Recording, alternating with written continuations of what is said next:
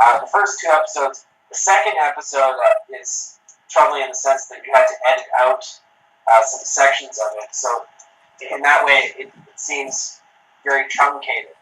Well, yeah, they were originally both about half an hour. And then the first one, when I'm talking about Donald Hall and the larger poetry scene in general of the late 90s, these are public figures. But I saw there was a few people that I had gone to Poetry Goose with, a few people who were shrill, a young woman who was nuts, this guy who had been stalking me for the better part of a decade, and then this guy who I think I had mentioned to you when we talked a week or so ago, who is now currently stalking me again, or at least not contacting me, but is now following me on one of my social media sites. I won't say which one. After many years, this is the guy who contacted Roger Ebert, I believe.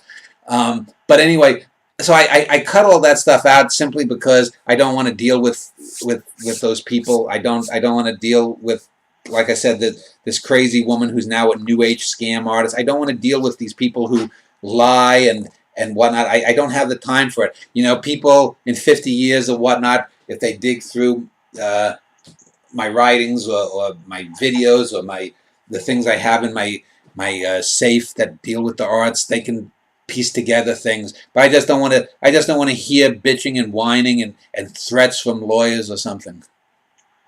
I only know this version of Dan Schneider personally too. It seemed you were a lot more hostile back then in terms of how you eviscerated them, whereas now you're a much calmer version. Well, do you agree with this? Well, I guess you sort of mellow with age. I don't think I was hostile. I think I was just more open. As I said, Jessica has said in the last couple of years since I got screwed over at this job and some other jobs, the current one I'm working at is a job that I'm not particularly like. You learn as you get older. You can only focus on a certain amount of things. And like one of the sections where I cut, I talk about, and I didn't remember the incident until I saw it. I talk about how these two poets, this one gay guy who has stalked me, and this other guy had this thing against this lesbian writer in the Twin Cities, and how at one incident, famously in the mid-90s, they came with shaving cream, and they just covered her with shaving cream. And it was like a scam. I totally forgot about this incident until I heard myself describing it on tape, on video. And so I had to cut that. But I mentioned this gay guy who was stalking me, and then I talk about this other guy and say, oh yeah, this other guy who's a noted drunkard around town. So Mr. X, he's a noted drunkard. But that's the young me, the more idealistic me. Basically, I've never knowingly put out false information about people. I wouldn't do that. I have never done that. I hated it when people have done it about me. There are people who have done it about me, people who have stalked me. This young woman, or not young woman anymore, but this woman who's gone nutso and whatnot. So I don't do that, not only just for legal repercussions, but it's just not worth it. Truth here in the American legal system is what you can prove, not what actually was, unfortunately. So I don't think I'm more hostile or whatnot. I'm just younger and I guess more idealistic. If I'm telling what I know to be factually true, but I've learned since then, both corporately and privately, that it doesn't matter if it's the truth. It was interesting watching it too, how much it read almost like audible versions of your early essays. Yeah. Rattling off these names over and over about these hack poets like Robert Pinsky or Robert Bly, and on and on and on you would go. Which and it should be stated. It should be stated. There's an hour and 40 minutes of the footage of me doing the poem. There's these 2 half hours. And Dylan said he filmed totally over like 2 trips, something like 5 or 6 hours. So he probably has some more raw footage elsewhere.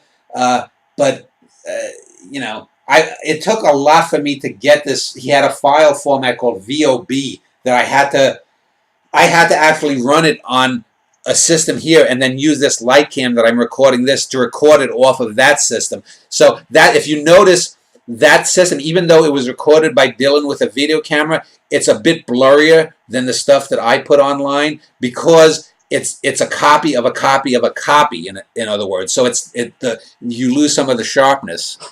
I recall too that you said almost 20 years ago you were interviewed by a magazine, kind of this rag mag called City Pages, and that it was a highly altered version of the actual interview. Yeah.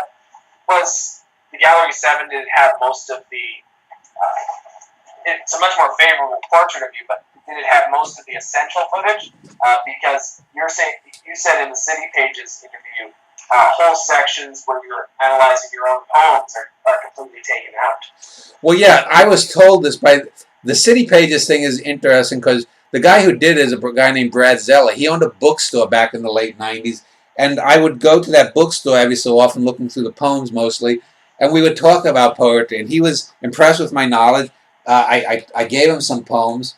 He was blown away by my poetry, and he's the one who suggested interviewing me to do like just a little short story. It eventually turned out to be the cover story. It's supposed to be in a pull-out section about the local art scene. Something happened, became a cover story. But I had ripped into several people there. I think I talk about this David Moore and Julie Caniglia incident in one of them, which was a thing. This Julie Caniglia wrote for City Pages, and so she was there. She was there, and there was this guy named Eric Lorberer whose nickname was Oreo Boy because there was one time at a poetry reading he stuffed his face with Oreos and was drinking milk and he spilled it all over himself. So I dubbed him Oreo Boy, and so people like that. There was a woman named Joanna Rawson, Josie Rawson, who wrote for it. She was a bad writer. She had a book from the University of Pittsburgh Press, and a handful of other people. They were just utter and total hacks with no talent. These groups, the Loft and SASE, I mentioned them, and they just had nothing going for them. But this Zeller, he actually was a fan of this writer Paul Metcalf, who was, I think, the great-grandson or the great-grandnephew of Herman Melville. But he said that Metcalf would take sections from different things, make collages and whatnot. But his own writing was not particularly interesting. He had interesting ideas. He just didn't have the skill writing-wise to pull it off the way I do in my poems and now in prose works. And Zeller decided he wanted to interview me, and he had me analyze poems. I think I gave him about a dozen poems.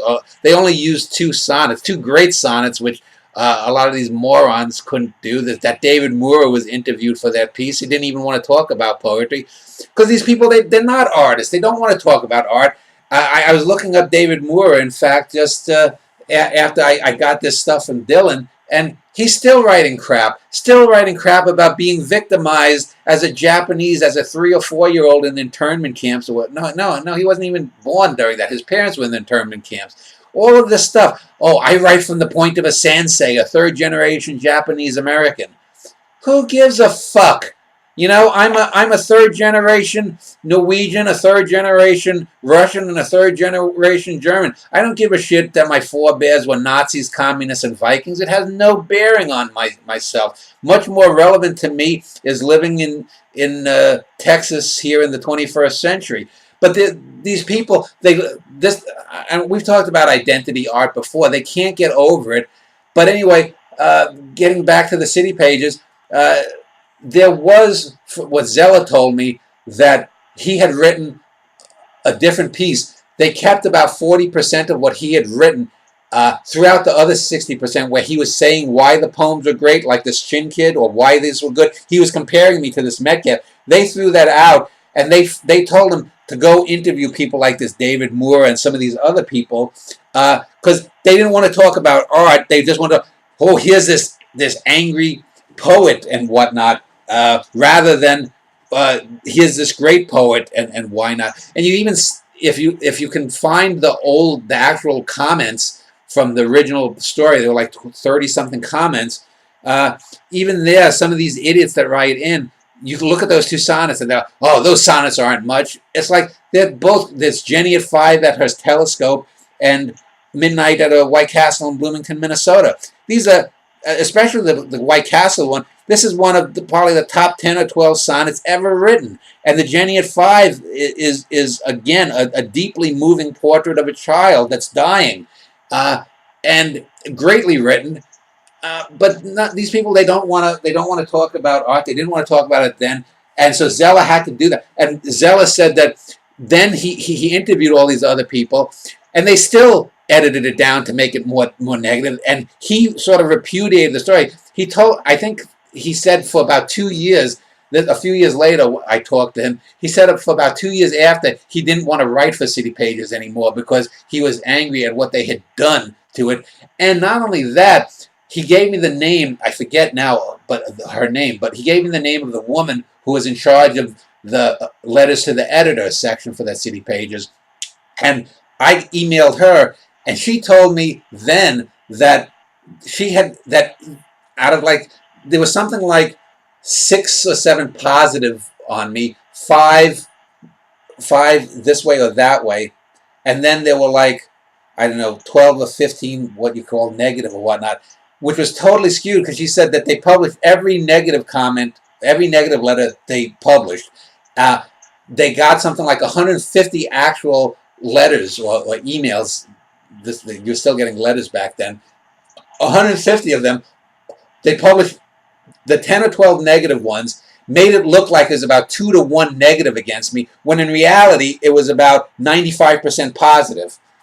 And that woman said too, that was one of the things that made her quit. And I can't remember her name because it's now 18 years since that was up. But that shows, as much as Donald Trump is an asshole, the media has always made up things. They have always made false facts. That's a perfect example where the vast majority of readers, it got more letters from what I remember that by the year 2000, there may have been a stories since in the last 2 decades since that have gotten generated more press, but that one got more responses than any other article they had ever written to that time, and it was 95% favorable. They made it look the exact opposite, and it's a shame because if you look back historically, and someone in 50 years, when everyone here involved is dead, they're going to say, what the fuck was that?